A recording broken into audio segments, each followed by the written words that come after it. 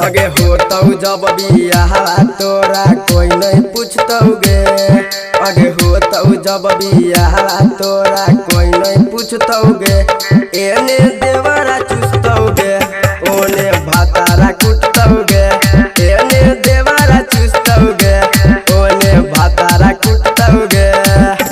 केतनो सामू लगै मही बाकी उना छुटतौ गे। केतनो सामू लगै मही बाकी उना छुटतौ गे। एने देवरा चुस्तौ गे, ओने भातारा कुटतौ गे।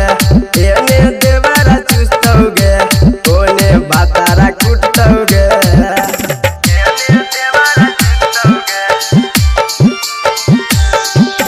डीजे विकास बेतिया।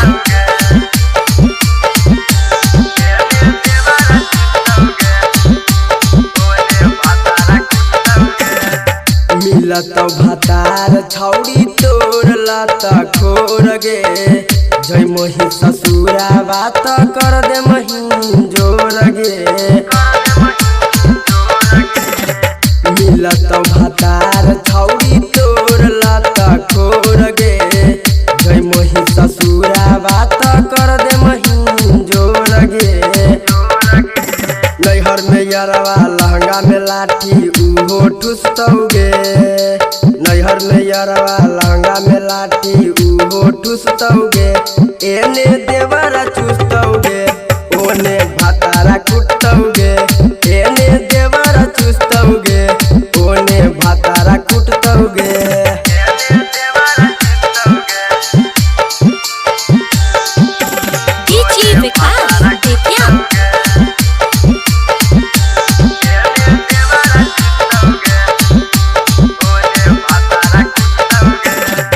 शंकर विशालावा के झूठो गरिया बही। अंकिता बाबू के ई अपन तू बना बही। रौशन बेदर्दी के झूठो गरिया बही। चंदन बेदर्दी के अपन तू बना बही। सड़ल सामान के तोर कुतबे पूछतौ गे। सड़ल सामान के तोर कुतबे पूछतौ गे। एने देवरा चुस्तौ गे, ओने भातारा कुटतौ गे। एने देवरा चुस्तौ गे, ओने भातारा कुटतौ गे। एने देवरा चुस्तौ गे।